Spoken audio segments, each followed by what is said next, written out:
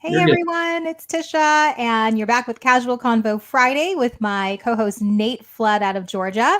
And joining us today, we have Steve Rix. Steve is joining us out of the lovely Hawaii. I'm a little jealous, Steve. I don't know about you, Nate, but I mean, look at him. He's got I this, mean, this glowing face, lots of sun. He was telling us how he was on a yacht yesterday. I mean, come on, Steve. Come on. Well, I bid you much aloha from paradise. There's no doubt about it. Hawaii is an amazing place, and it's been my home for the better portion of 8 years. Tisha knows this. For about a year and a half, I found myself away from home during much of the pandemic, and I come back. I've been back now almost a month. I come back to a very different Hawaii. People hungry to work. People grateful to be alive, and an island or a set of islands, if you will, a state that has been very, very diligent about keeping the pandemic from having a massive impact here. And in doing that, they certainly saved lives, and yet, unfortunately, they've lost hundreds of businesses because 80% of what happens in Hawaii is tourism, and with the tourism shut down, okay, big businesses, big hotel chains, they can handle that to some degree.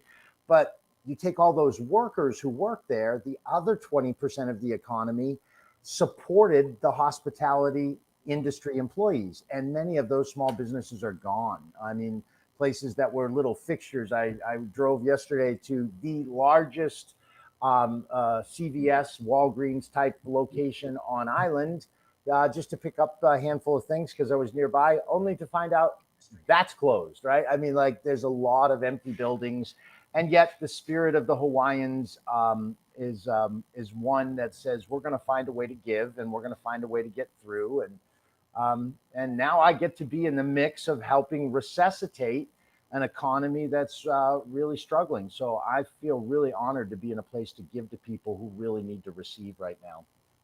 Oh, I love it. Okay, well, we have some people here ready to receive, Steve. So I'm just going to give a big shout out to Wonderful. Luis Melendez, who's joining us off of LinkedIn, as well as Nat Handler, who said my casual convo Friday is a breakfast meeting. So thanks for joining us, guys. And if you are tuning in live to this, either on LinkedIn, Facebook, or YouTube, please drop us a line, say hi, tell us where you're from. And then if you have questions for any of us, including Steve, then please drop those in the comments as well. So today we're talking all about play, and Steve Rix is joining us. He's the Chief Experience Officer of Playlab, formerly Imagine That. And we're talking today about why play is the essential building block to business. And Steve knows all about this. And so, yeah, here we go. So, again, if you have questions, let us know. We will bring those up in real time. And Nate, take it away, my friend. All right, all right. So, Steve, my first question to you is this: you say play is the essential building block to business. What about to those people who don't agree with you on that topic? Or, in all honesty, I probably fall somewhere in the wide range of the middle. Depending Sure. on the day. But explain to us your outlook on that. Yeah. Well, even as Tisha was saying that, just smile came across my face. I was reminded of 7 years ago when I first started thinking this and infusing it in my business and it becoming the new language. And 7 years ago, guys, people looked at me sideways and they said, "You don't play at work." And I was like, "Well, actually, you do." And for a long time, people couldn't quite get that through their heads, and it's still a very challenging concept for a lot of people. And Nate, here's my answer. When I say what's the opposite of play, what do you typically think? Work, Yeah, or not absolutely. playing. Yeah, right. Absolutely. That would be the common accepted answer that we'd hear in any conversation anywhere. But the truth is, the opposite of play is resistance. Now, I want you to think about that for a moment because when I play, I'm in this full state of freedom. I'm fully present. I'm fully available. And here's the key buzzword for the corporate world: I'm engaged. And about 8 years ago, when I said there's a huge employee engagement problem in the world, and that problem has only persisted, especially through what we've all experienced now on approaching 2 years with a pandemic. People go to work, they don't like their jobs. People go to work, they're not happy. So for all of those who are not believers in this, I say, if you reframe the narrative of what play is, then you come to understand that work is just a derivative of play. So I got back from the mainland a month ago, and I played golf every Saturday with a bunch of buddies who I haven't seen in a long time.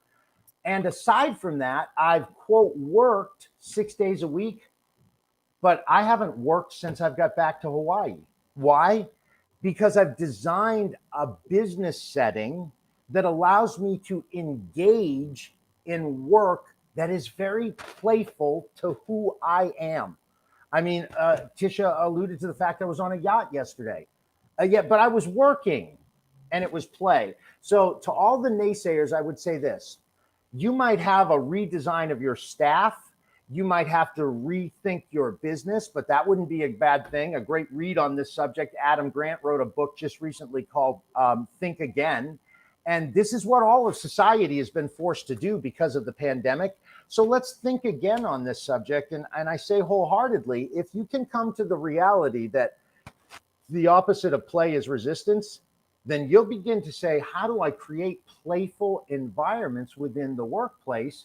Because if people are present and engaged and fully committed to something, they'll actually be more productive if they're forced than if they're forced into some mantra because for X number of years, we've always done it this way kind of thing in business. So I'm keenly aware that it's a disruptive concept, and I'm happy to disrupt because in the end, everybody's going to be happier and they're going to be more profitable. Playful employees are engaged employees. Engaged employees mean a better outcome for the company. Long answer, but I hope it makes sense.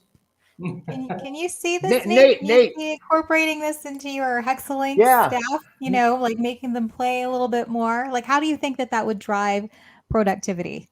I mean, I always try to at least keep things lively, joke around, do things like that. I like to try to take people out. It's difficult for us because we're all remote, so it's kind of hard. We definitely want to start doing things like getting everybody together once or twice a year, maybe once a quarter. Once some of this, COVID stuff kind of goes a little further away, but it's definitely something. I agree with the concept. I mean, to kind of go away from Hexlinks, go back to my days in the Army. There was plenty of times when, especially when you're given the crap details, like when you're loading sandbags up, there's nothing fun about doing that in the heat. There's just not. So I used to just tell people stories about how I was a 1998 hay baling champion on a national level. And it's totally made up, but I mean, it made them all laugh, and we all had a good laugh. So I totally get the concept. I think a big thing is depending on the situation you're in, how much can you play, and getting that buy-in. So, Steve, my next question for you is how do you get that buy-in from a leadership level? Because that's the thing. Everybody's going to be scared to play when their boss is looking over their shoulder, like, how much are you getting done? Yeah. Nate, and by the way, it sounds like we moved your needle from the middle, maybe a little to the favorable with that last answer. So we're making progress. There we go. Progress. And I think this is a great question to address, really changing the narrative a little bit. Because when we think play, we think, oh, we're going to stop work to make things lighthearted so that then we can go back to work and be more effective. But the truth is, that's not what I'm talking about. I'm talking about reimagining work by redefining play as part of work. Here's a perfect example. I know I've shared this with Tisha before. Here on this island, I worked with a company they were in the roofing business, and there were a bunch of ownership scuttles, and Tisha's nodding. She remembers this. And they were all angry at each other. So I said, okay, I'm going to come to your boardroom and I'm going to bring some guests to the boardroom. Don't worry. They don't need to sign NDAs. I know we're going to talk about all sorts of confidential information, but trust me, when we bring these people to the boardroom, they're actually going to change everything. Now, deep inside, guys, let me tell you something. I had no idea if it was going to work, but I had this sense that it would open up their brain to think differently. I brought hand puppets, 8 of them for 4 guys. I said, pick one each. And in my head, I'm thinking, I hope they don't have an argument over which one they pick, right? But they each picked a different one. I said, now go outside, give some personality to that thing, talk to it, and bring that personality back to the table as the best version of yourself, and then communicate your ideas through your puppet. Within 1 hour, Nate, that playful exercise inserted within a board meeting changed everything. That roofing company within 6 months went from a disparaged, frustrated work zone to the number 3 roofing company in all the Hawaiian Islands. Now, I have lots of stories like that, and we don't have enough time to give you all the anecdotes of how it works. But what we're saying with that is we're not pausing work to play. We're inserting work in play. I saw, and I'll give you one more quick example. I have a friend here or we're on many mediums today, but in the LinkedIn medium, I have a friend who she actually started promoting pandemic playlists. Like, what kind of music can wake up the spirit to be energized to work and to be productive? And generally, music in the workplace has been frowned on as a distraction, but music is also a form of play. So there's a couple examples. And in the end, the most important thing to understand is that because we're not talking about taking time blocks to go play, we're talking about using very specific actions in the workplace. It's different. And that's really what Playlab is all about. We're in the business of saying, and right now we've identified 42, and the more we go, the more we identify more, because they're coming out of people's own imaginations. But we have 42 specific states of play, exercises that actually are infused in day-to-day work. And people are like, wow, just a little adjustment makes a huge difference. So I hope that helps clarify. We're not asking people to take 4 hours of every 8-hour workday and play, or even 1 hour. We're saying let play infuse within the work. Mm-hmm. Nat Handler put up a great comment here. It says, play does not need to be completely separated from work, because even work tasks can be executed playfully. So that's what it sounds like you're saying too, Steve. You're saying we don't have to take a break and say, hey, everybody go out and get their hand puppets and let's sit in the sandcastle box. Like, no, we're not saying that. We're saying, how do you incorporate it into your day? Well, think about this, Nate. Have you ever had a difficult conversation with an employee? Oh, me? Yeah, all the time. Yeah.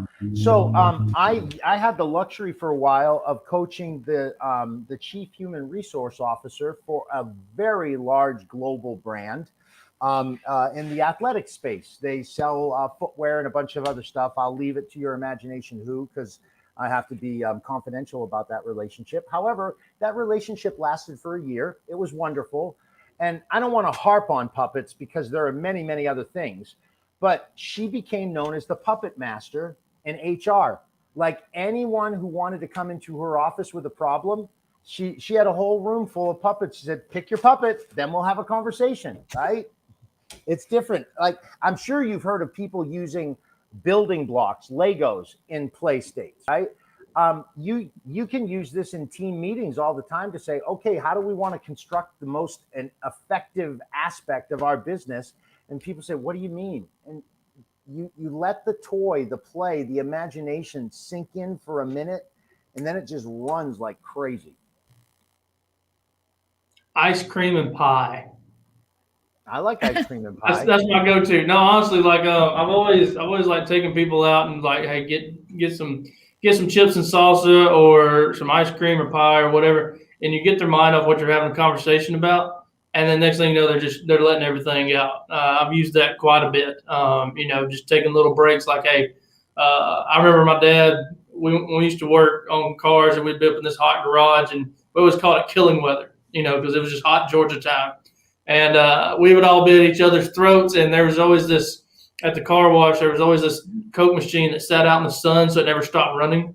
So they were always like kind of icy. And we'd always just go get us a Coke, and like that just solve problems. Just doing something simple like that, just stepping away, Yeah. going to have a cold Coke kind of thing. So I think that kind of lines up with what you're saying is just get that little bit of getting out of that grind mode, if you will. Yeah, I mean, there's a study that was done, and forgive me for not remembering by whom, but they put a bunch of CEOs in the room, a bunch of engineers in the room, a bunch of like really smart, soon-to-be college grads, and a bunch of kids in the room. And they gave them each a stack of spaghetti, some cotton swabs, some glue, some Play-Doh, a couple other things. And they gave them 10 minutes and said, who can build the tallest freestanding structure? Mm-hmm. Who do you think won? Kids. Yes, because they had none of the preconceived ideas of all the analytical information loaded into their brain, right? And in the end, even just doing that exercise for 10 minutes and then saying, now, how do we apply that to our workspace is a great way to start a week or a day. And it's refreshing. It gives people a, wow, this is different. And remember, here's the challenge in the work environment. I call it the baby boomer bust. And what I mean by that is this, and I'm grateful for my parents who are boomers. I'm a Gen Xer. I'm proud of it. We're the lost generation, but I'm still proud of it. And I'm very excited about millennials and Gen Zs because I really think they're going to help change the world in spite of people saying it's that younger entitled generation and blah, blah, blah. I love them. So if you're out there, high five to you. But watch this. The baby boomer bust is this, and rightly so. All these kids born right after the war, their parents and grandparents knew soup lines, knew the loss of their home. And that's all they could remember. And then they knew the tragedy of living through 2 world wars where their cousins and uncles and nephews and dads were dying, right? And in the end, they said, you do the same damn thing for 40 straight years, 4 decades. You just do it. And you don't complain. You're thankful you have a job. That's the baby boomer bust, meaning it is such a calcified ideology. But look at the foundation of it. It's cracking. In February of 2020, just as the pandemic was coming, the millennials had a monumental moment. They represented at that moment and have since more buying power than the baby boomers, right? Like they are the generation now. And they don't care about 40 years in one place. Fact is if you can't engage them, they're gone within an average of 17 months right now. So this idea of the same thing working, it's gone. It's busting. What's happening is mental pliability saves the day. And where are we most pliable? When we're playful. Like right now, you could tell me anything and I'd be an open and listening because right now I'm playing.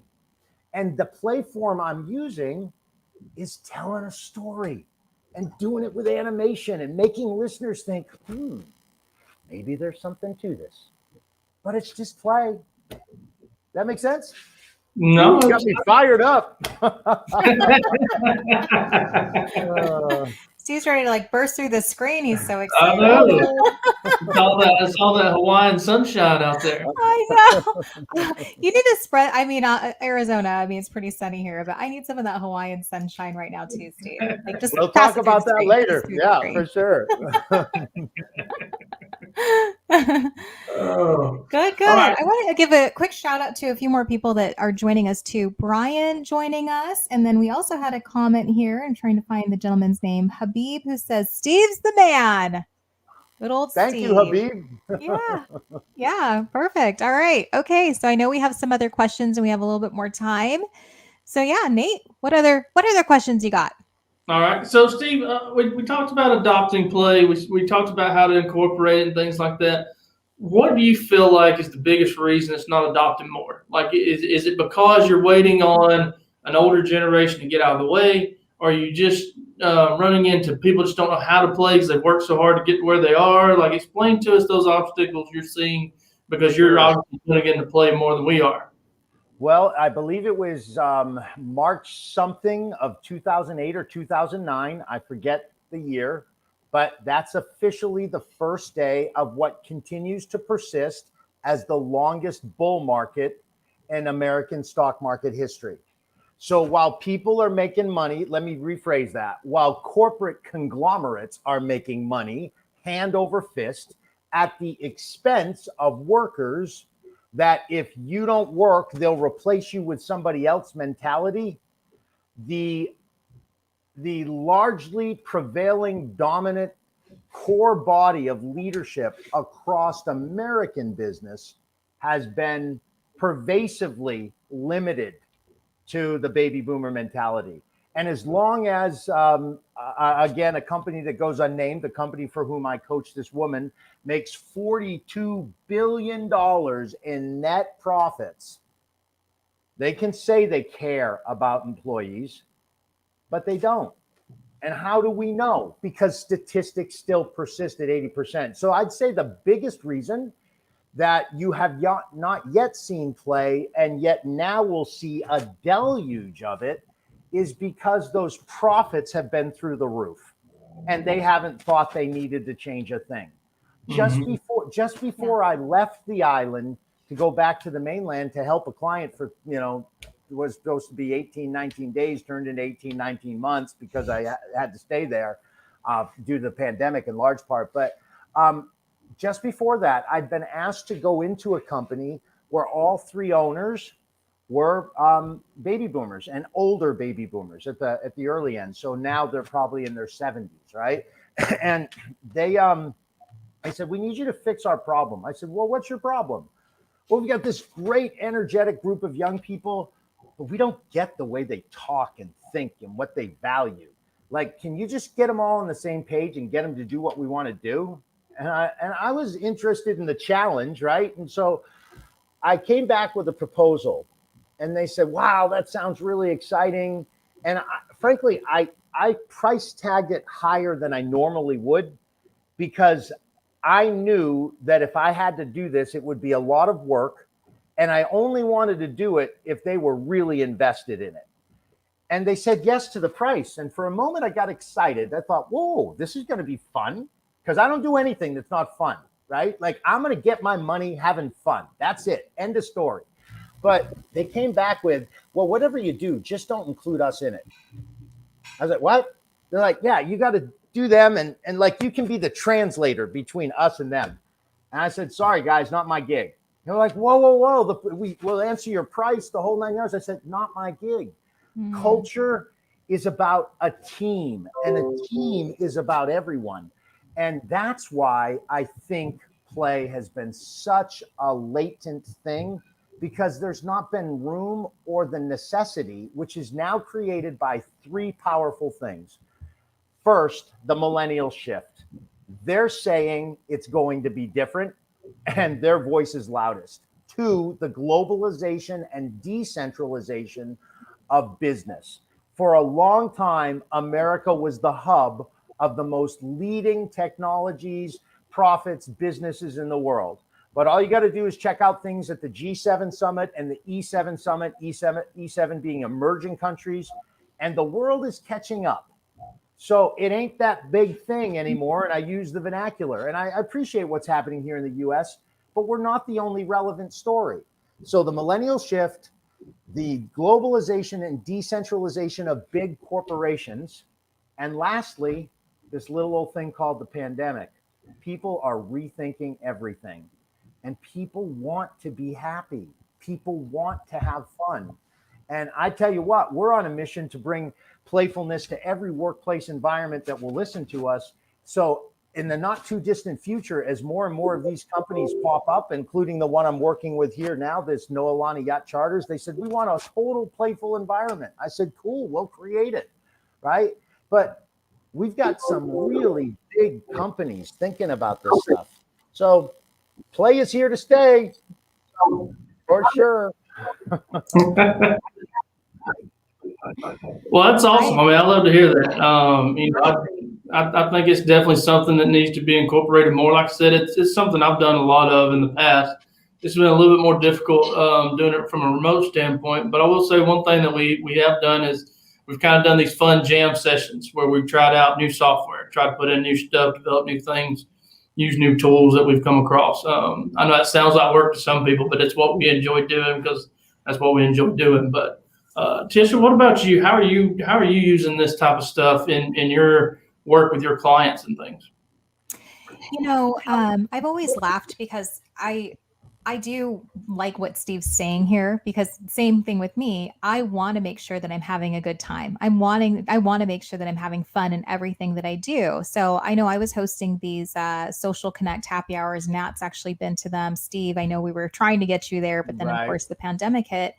But I would always leave that event going, this is what I get to do. My gosh, like give me more of this. Because for me, what drives me is relationship building. It's connecting with people. It's bringing community together. It's supporting the community, all of those things. So figuring out how to do that in a fun, playful way that gets everybody else excited too. Like that to me that's not work, even though it is work.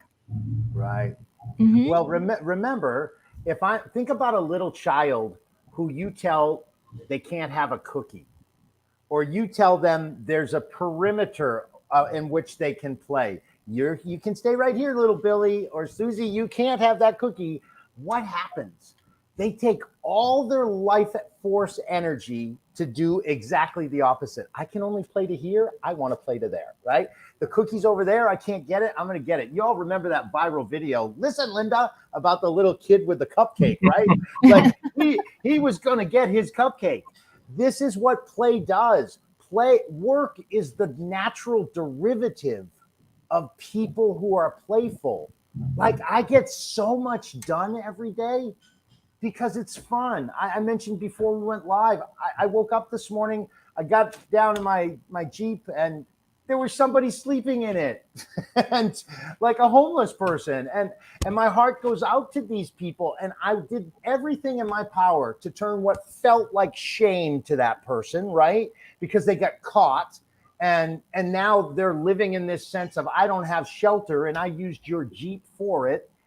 And I did everything I could to take her anger and frustration and defensiveness and say, it's okay.